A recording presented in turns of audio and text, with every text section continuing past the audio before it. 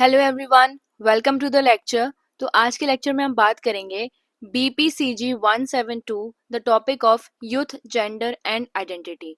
ये टॉपिक आपके जून एग्जामिनेशन के लिए बहुत इंपॉर्टेंट है, तो लेक्चर को पूरा देखिएगा। ओके गाइस, लेक्चर आगे बढ़ाने से पहले मैं आपको बता दूं गाइस कि आप हमारी वेबसाइट shop.hindustanknowledge.com पर विजिट कर सकते हैं। यहाँ पर आपको आपके सब्जेक्ट रिलेटेड सारे गेस्ट पेपर्स मिल जाएंगे। ठीक है, तो आपको यहाँ पर अपना सब्जेक्ट कोड डालना है और आपको सारे गेस्ट पेपर्स मिल जाएंगे। ठीक है, हमने आपके सारा सिलेबस इन गेस्ट पेपर्स में कवर कर रखा है, तो अगर आप इनको कवर कर लेंगे तो आपका 90+ स्कोर आराम से आ सकता है। तो एक बार चेकआउट जरूर करिएगा इन सबको। ठीक है, इनकेस आपको अगर प्रॉब्लम होती है कहीं भी तो आप कांटेक्ट कर सकते हैं 9580023321 पर। ओके गाइस, तो पहला क्वेश्चन है हमारा यहाँ पे, describe the ways in which workplace equality and equity can be promoted. तो सबसे पहले तो इक्वालिटी और इक्विटी का मतलब समझते हैं। ठीक है, देखिए इक्वालिटी का मतलब होता है giving everyone the same opportunity and treatment. मतलब कि ये बिना किसी डिस्क्रिमिनेशन के सबको बराबर समझना। मान के चलिए ऑफिस है, ऑफिस में जो मेल वर्कर्स हैं और फीमेल वर्कर्स हैं, इनके बीच में कोई डिस्क्रिमिनेशन नहीं होना चाहिए। दोनों को इक्वल रखकर फिर इनको देखना चाहिए। ठीक है, इनके काम को। अब इक्विटी क्या है? फिर इक्विटी का मतलब ये होता है कि देखिए मेल वर्कर्स और फीमेल वर्कर दोनों अलग अलग जेंडर है, तो दोनों की अलग अलग नीड्स होती है, रिक्वायरमेंट होती है, अलग प्रॉब्लम्स होती हैं दोनों की। ठीक है, तो इस चीज को हम क्या करते हैं, अंडरस्टैंड करने की कोशिश करते हैं और अकॉर्डिंगली ही हम क्या करते हैं, अपना सपोर्ट प्रोवाइड करते हैं इनको। ठीक है, ये देखिए यहाँ पे लिखा है, understanding the people have different needs and provide the support required to help everyone succeed. ठीक है, और इनको इनकी नीड के अकॉर्डिंग हमें सपोर्ट करना है ताकि ये भी अपना सक्सीड कर पाए। ऑलराइट, यही मतलब होता है हमारा इक्वालिटी और इक्विटी का वर्क प्लेस में। अब आगे देखते हैं। तो पहला है हमारा यहाँ पर प्रोवाइडिंग इक्वल एम्प्लॉयमेंट अपॉर्चुनिटी। मतलब ये कि जो ऑर्गेनाइजेशन जब हायरिंग करती है एम्प्लॉयज की, तो उस टाइम पर बिना किसी डिस्क्रिमिनेशन के उनको सिर्फ और सिर्फ स्किल के बेसिस पर, क्वालिफिकेशन के बेसिस पर, परफॉर्मेंस के बेसिस पर ही सिलेक्ट किया जाना चाहिए और सबको इक्वल अपॉर्चुनिटी मिलनी चाहिए, चाहे वो किसी भी जेंडर से हो, एज से हो, रिलीजन से हो, कास्ट से हो। ठीक है, ये सारी चीजें। फिर हम आते हैं नेक्स्ट में, which is implementing anti discrimination policy. अब देखिए जो वर्क प्लेस और ऑफिसेज हैं, वहां पर डिस्क्रिमिनेशन, हरासमेंट और बुलिंग जैसी प्रोसेसेस के अगेंस्ट सख्त पॉलिसी होनी चाहिए। ठीक है, और इन केस अगर होती भी है तो जो मैनेजमेंट होती है उसको इमीडिएटली उसके अगेंस्ट एक्शन लेने चाहिए। ठीक है, ताकि जो इन्वायरमेंट रहे वर्क प्लेस का वो सेफ रहे, रिस्पेक्टफुल रहे, है ना। उसके बाद आते हैं ensuring equal pay for equal work. देखिए जो एम्प्लॉयज सेम काम करते हैं, सेम एबिलिटी के साथ, सेम रिस्पॉन्सिबिलिटी के साथ, उनको जो पे है वो भी इक्वल होनी चाहिए, है ना, वो भी सिमिलर मिलनी चाहिए। अब उनका चाहे जेंडर कुछ भी हो, हमें उनको इक्वली इस मामले में ट्रीट करना चाहिए कि वो काम सेम कर रहे हैं। ठीक है, और इससे क्या होता है, जो वर्कर होते हैं ना, उनकी जो जॉब सेटिस्फेक्शन है वो भी इंक्रीज होता है। उनको ऐसा नहीं लगता है कि उनके साथ कुछ अनफेयर ट्रीटमेंट हो रहा है, तो इससे इफिशियंसी भी इंक्रीज होती है।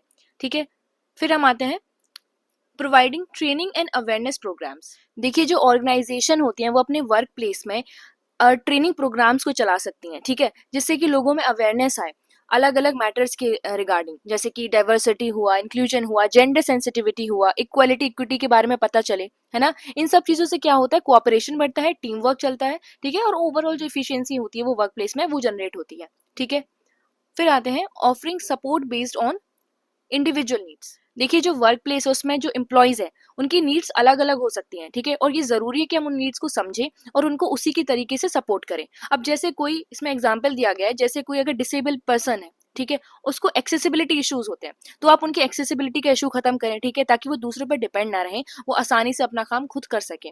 ठीक है, और दूसरा मान के चलिए कोई पेरेंट बने हैं नए नए, ठीक है, तो उनका छोटा बेबी जो घर में है, अब उसको केयर की जरूरत है, तो हम कुछ टाइम के लिए उन लोगों को वर्क फ्रॉम होम दे सकते हैं। ठीक है, तो ये छोटी छोटी चीजें हम लोग एड्रेस करेंगे, उनके इंडिविजुअल नीड्स को एड्रेस करेंगे, उनको सपोर्ट करेंगे इस मामले में। तो इससे क्या होगा, इंप्लॉयज की जो परफॉर्मेंस है वो बहुत अच्छी हो पाएगी। ठीक है, वो अपना बेस्ट दे पाएंगे और साथ ही साथ में वो क्या करेंगे, एफिशिएंसी भी यहाँ से इंक्रीज होती है। ठीक है, नेक्स्ट है हमारा इंकरेजिंग इंक्लूसिव लीडरशिप। देखिए किसी भी ऑर्गेनाइजेशन में लीडरशिप बहुत ज्यादा इंपॉर्टेंट रोल प्ले करती है, क्योंकि यही डिसाइड करती है कि आपका जो ओवरऑल कोऑपरेशन है ऑर्गेनाइजेशन का ये कैसा होने वाला है। ठीक है, तो यहाँ पर मैनेजर की रिस्पॉन्सिबिलिटी बहुत बन जाती है कि जितने भी इंप्लॉयज हैं उन सबको फेयर इक्वल ट्रीटमेंट दिया जाए। ठीक है, उनके अलग अलग कंसर्न्स हैं तो उनकी कंसर्न्स को सुना जाए। ठीक है, और उनके पार्टिसिपेशन को इंकरेज किया जाए, डिसीजन मेकिंग में उनको ऐसा लगे कि हाँ उनका भी पार्टिसिपेशन हो रहा है। ठीक है, और लोगों को ये ना लगे कि उनकी पोजीशन के हिसाब से उनको डिफरेंटली और अनफेयरली ट्रीट किया जा रहा है, ये सारी चीजें। ठीक है, फिर हमारा promoting diversity in the work place. Work place में जब डाइवर्सिटी रहेगी तो अलग अलग पर्सपेक्टिव सामने आएंगे, लोगों के एक्सपीरियंस होंगे, अलग अलग आइडियाज अलग अलग आएंगे। इस चीज से क्या होगा, इनोवेशन इंक्रीज होगा। ठीक है, अलग अलग जेंडर के लोग, कल्चर, एज ग्रुप के लोग, अलग अलग एबिलिटी के लोग हमारे सब इकट्ठे होकर काम करेंगे। ठीक है, तो इससे क्या होगा, इंक्लूजन होगा लोगों का, और यहाँ पर जो ओवरऑल जो ऑर्गेनाइजेशन उसकी परफॉर्मेंस भी अच्छी होगी। ठीक है, तो हमने अभी वर्क प्लेस इक्वालिटी इक्विटी की बात की, हमने जाना कि किस तरीके से इस सब चीज़ों से क्या होता है कि जो एम्प्लॉयज होता है उनको रिस्पेक्टेड फील होता है, एम्पावर्ड फील होता है, और इस चीज़ से क्या होता है कि दोनों ही एम्प्लॉयज और एम्प्लॉयर या ऑर्गेनाइजेशन दोनों का ही बेनिफिट होता है इन चीज़ों से। ओके, अब आते हैं अपने नेक्स्ट टॉपिक पे। Explain the impact of family on child's development. तो एक बच्चे की डेवलपमेंट में परिवार का क्या इम्पैक्ट होता है, यही देखना है। अब देखिए, family is the most important and first social institution in child's life. ठीक है, कोई भी बच्चा जो होता है वो सबसे पहले इनिशियल ईयर्स में अपनी फैमिली से ही इंटरेक्ट करता है, और मेजोरिटी ऑफ द टाइम वो अपनी फैमिली के साथ ही रहता है। उसकी जो इनिशियल जो वैल्यूज होती हैं, बिलीव्स होती हैं, वो सारी कौन शेप करता है, फैमिली शेप करती है। ठीक है, वो बचपन से क्या सीखता है, इनिशियल चीजें, वो सब फैमिली पे डिपेंड करता है कि उसकी फैमिली से क्या सिखाती है। ठीक है, तो पहले देखते हैं फिजिकल डेवलपमेंट। अब देखिए, जो पेरेंट्स होते हैं वो इनिशियल ईयर में बच्चे को क्या प्रोवाइड करते हैं, बेनिफिशियरी हेल्थ केयर, मेडिसिन, ठीक है, फूड, क्लोथिंग, ये सारी चीजें, एक सेफ इन्वायरमेंट देते हैं बच्चे को ग्रो होने के लिए। ठीक है, और साथ ही साथ में ये उनको हेल्दी हैबिट्स भी सिखाते हैं। ठीक है, क्लीनिनेस, एक्सरसाइज, टाइम पर सोना, एक डिसिप्लिन देते हैं बच्चे को। तो ये फिजिकल डेवलपमेंट में बच्चे की बहुत इंपॉर्टेंट रोल प्ले करता है। ठीक है, फिर आते हैं इमोशनल डेवलपमेंट। देखिए, एक बच्चा है, उसको अपनी फैमिली से ही प्राइमरी सपोर्ट मिलता है, इमोशनल सपोर्ट। ठीक है, तो जो फैमिली, जहाँ पर एक बच्चे को केयर दी जाती है, अफेक्शन दिया जाता है, उसको इंकरेज किया जाता है, तो वो बच्चा बचपन से ही बहुत कॉन्फिडेंस डेवलप करता है, सेल्फ स्टीम डेवलप करता है, पॉजिटिव सेल्फ स्टीम। ठीक है, ऑन दी अदर हैंड, अगर फैमिलीज में कन्फ्लिक्ट चल रहे हैं, निग्लेक्ट हो रहा है बच्चे का, ठीक है, अफेक्शन नहीं है, केयर नहीं है, तो वो बच्चा बचपन से ही इनसिक्योरिटीज डेवलप कर लेता है। ठीक है, और ये बहुत हार्मफुल इम्पैक्ट हो जाता है उसकी फर्दर डेवलपमेंट के लिए। तो इसीलिए एक पॉजिटिव फैमिली इन्वायरमेंट, एक पॉजिटिव फैमिली एटमॉस्फेयर बहुत इंपॉर्टेंट होता है एक बच्चे की अच्छी इमोशनल डेवलपमेंट के लिए। ठीक है, फिर आते हैं सोशल डेवलपमेंट। सोसाइटी में किस तरीके से रहना है, कैसे डील करना है, ये भी कौन बच्चे को सिखाता है, परिवार। क्योंकि फैमिली उसके पहले स्कूल की तरह यहाँ पर रोल प्ले करती है। ठीक है, तो फैमिली जो होती है बच्चे को बताती है किस तरीके से रिलेशनशिप में आपको बिहेव करना है, अपने पेरेंट्स से कैसे बिहेव करना है, सिबलिंग से कैसे बिहेव करना है, रिलेटिव से कैसे बिहेव करना है, ये सारी चीजें अपने सोशल नॉर्म्स को बताती हैं, कस्टम्स को बताती हैं, वैल्यू सिखाती हैं एक बच्चे में। तो ये जो चीजें हैं, जो वैल्यू, नॉर्म्स, ठीक है, कस्टम के बारे में नॉलेज होना, पेरेंट्स से कैसे बात करनी है, लोगों से कैसे इंटरेक्ट करना है, ये सारी चीजें बच्चे को कौन सिखाता है, फैमिली। ठीक है, फिर आते हैं इंटेलेक्चुअल डेवलपमेंट। देखिए, जो बच्चा होता है उसके इंटेलेक्चुअल डेवलपमेंट में उसके पेरेंट्स का बहुत बड़ा रोल होता है। ठीक है, तो आपने देखा होगा जो पेरेंट्स होते हैं जो अपने बच्चे को इनकरेज करते हैं रीडिंग के लिए, स्टोरी टेलिंग के लिए, डिस्कशंस में उसकी क्वेश्चंस के आंसर देते हैं, तो उस बच्चे की जो नॉलेज होती है और जो क्रिएटिविटी होती है वो इम्प्रूव होती है। ठीक है, और वो आगे बहुत अच्छा परफॉर्म करता है अपनी लाइफ में, एकेडमिक्स में भी। ठीक है, तो supportive home environment motivate child to perform better in school also. ठीक है, तो ये बताएंगे यहाँ पे। अब आते हैं मोरल एंड वैल्यू डेवलपमेंट। अब जो बच्चा होता है वो अपने इनिशियल डेज में अपने पेरेंट्स से ही तो सीखता है, तो पेरेंट्स उसके फर्स्ट रोल मॉडल्स होते हैं। जो बच्चा है वो अपने पेरेंट्स के बिहेवियर को कॉपी करता है। ठीक है, तो अगर वो ऑनेस्टी, काइंडनेस, डिसिप्लिन के साथ में अपने बच्चे के सामने एक्ट करेंगे तो बच्चा भी वही चीज सीखता है। ठीक है, तो इसीलिए पेरेंट्स का बहुत बड़ा रोल होता है अपने बच्चे को मोरल और वैल्यू वाली चीजें बताने में। ठीक है, तो उसको सिखाएं, अच्छे बिलीव्स दें, उसको अच्छी डिसिप्लिन दें, इन सब चीजों में। ठीक है, फिर आते हैं डेवलपमेंट ऑफ पर्सनैलिटी।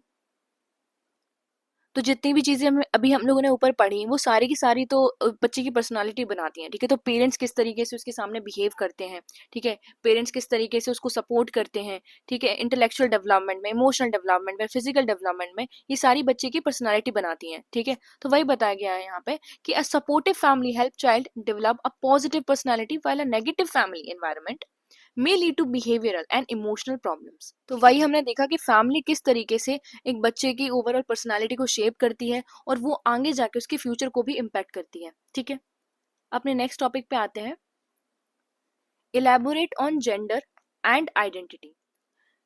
देखिए, gender and identity influences how people see themself and how they interact with others in society. ठीक है, तो सबसे पहले तो हम जान लेते हैं जेंडर और जो हमारा बायोलॉजिकल सेक्स होता है उसके अंतर, उसके बीच का डिफरेंस क्या है। देखिए, बायोलॉजिकल सेक्स हमारा वही होता है, मेल और फीमेल। ठीक है, जिसको लेकर हम पैदा होते हैं। लेकिन जो जेंडर होता है वो हमें समाज देता है। कैसे? समाज कहता है कि males are suppose to be strong, ठीक है, और females are suppose to be gentle and emotional, ठीक है। हालांकि ऐसा कोई चीज नहीं होती है एक बच्चे में। एक मेल जो होता है वो भी जेंटल ही होता है, ठीक है, फीमेल भी कभी कभी स्ट्रांग बनना पड़ता है। तो ये स्ट्रांग जेंटल का कोई ऐसा सेक्स से कोई रिलेशन नहीं होता, पर जो जेंडर है सोसाइटी हमें यही असाइन करती है। तो यहाँ पे आपको आई होप डिफरेंस समझ में आ गया होगा कि जो जेंडर होता है ये समाज द्वारा दी गई चीज होती है, और जो हमारा बायोलॉजिकल सेक्स होता है वो तो एक बायोलॉजिकल फिनोमेना हो जाता है, ठीक है। तो यह लिखा हुआ है, देखिए, gender refers to the roles, behaviour, expectations and responsibility the society assign to people based on whether they are male, female और बिलोंग टू अदर जेंडर। ठीक है, आप किस जेंडर से हैं, उस जेंडर के लिए आपको एक अलग अलग रोल दे दिए गए हैं, अलग अलग आपसे एक्सपेक्ट किया जा रहा है आप ऐसे बिहेव करें क्योंकि आपका ये जेंडर है, ठीक है, यही बताया गया है इसमें। अब देखते हैं आइडेंटिटी का meaning. Identity refers to a person's understanding of who they are। लोग अपने आप में क्या समझते हैं अपने बारे में, ठीक है। For example, I identify myself as female and Indian also, क्योंकि मैं अपने आप को यहीं पर अलाइन करती हूँ, ठीक है। मेरी जो सेंस ऑफ बिलोंगिंग है वो यहीं पर है, ठीक है। तो इसी चीज में बताया गया कि आइडेंटिटी का मतलब सिंपल है कि आप अपने आप को किस में समझते हैं, क्या समझते हैं, आपका जो जगह है सोसाइटी में वो कहाँ है, ठीक है। तो identity give people a sense of belonging and help them understand their place in society, ठीक है। अब हमारी जो आइडेंटिटी है वो फिक्स नहीं है, हमारी आइडेंटिटी लाइफ टाइम क्या होती है, थ्रू आउट आवर लाइफ वो डेवलप होती है, ठीक है। और कौन चीजें इसको इन्फ्लुएंस करती है, हमारी फैमिली, फ्रेंड्स, स्कूल, मीडिया, ये सारी चीजें इन्फ्लुएंस करती हैं। तो एज वी ग्रो, हम जैसे जैसे ग्रो होते हैं अपनी लाइफ में, अपने नए एक्सपीरियंसेस अचीव करते हैं, ठीक है, तो हमारी जो आइडेंटिटी है वो भी चेंज होती रहती है, यही बताया गया है। फिर आते हैं relationship between gender and identity. Gender identity is a person's internal feeling of being male, female, both, neither or another gender। मतलब ये कि जो जेंडर आइडेंटिटी है वो एक इंसान की अपनी इंटरनल फीलिंग होती है, ठीक है, कि वो अपने आप को क्या मानते हैं, मेल मानते हैं, फीमेल मानते हैं, दोनों मानते हैं, कुछ नहीं मानते हैं, दूसरा ही जेंडर मानते हैं अपने आप को, ठीक है। और ये जरूरी नहीं है कि आपका जो सेक्स आपको बर्थ के टाइम पे साइन हुआ है उससे मैच करे, अलग भी हो सकता है, ठीक है। तो ओवरऑल हमने ये देखा। अब यहाँ अगर पर्सन को एक्सेप्टेंस मिलती है, रिस्पेक्ट मिलती है, ठीक है, उसकी जेंडर आइडेंटिटी को लेकर, तो उसके अंदर कॉन्फिडेंस आता है, ठीक है, उसको वैल्यू फील होती है अपनी। लेकिन अगर उसी के उल्टा अगर हम डिस्क्रिमिनेट करेंगे, उसको स्टीरियोटाइप करेंगे, ठीक है, तो इस चीज से क्या होगा, उसके सेल्फ स्टीम पे एक नेगेटिव इम्पैक्ट पड़ेगा। ऑलराइट, अब आता है फैक्टर इन्फ्लुएंसिंग जेंडर आइडेंटिटी। तो सबसे पहला इन्फ्लुएंस तो फैमिली का ही होता है, ठीक है, फैमिली अपने बच्चे को बताते हैं अलग अलग जेंडर रोल्स के बारे में, बिहेवियर्स के बारे में। फिर आता है हमारा कल्चर एंड सोसाइटी, समाज में भी जो सोशल नॉर्म्स होते हैं, ठीक है, ये इन्फ्लुएंस करते हैं जेंडर को, कि किस तरीके से जेंडर को समझा जाता है। उसके बाद एजुकेशन, स्कूल्स में अवेयरनेस पहुंचाई जाती है, ठीक है, और इक्वालिटी, रिस्पेक्ट, ये सारी चीज़ों के बारे में अवेयरनेस दी जाती है। फिर मीडिया आता है, मीडिया में भी टेलीविजन, मूवी, सोशल मीडिया के थ्रू अवेयरनेस पहुंचाने का काम होता है। फिर पर्सनल एक्सपीरियंस, लोग अपने पर्सनल एक्सपीरियंस से भी सीखते हैं, समझते हैं अपने आप को बेहतर, ठीक है।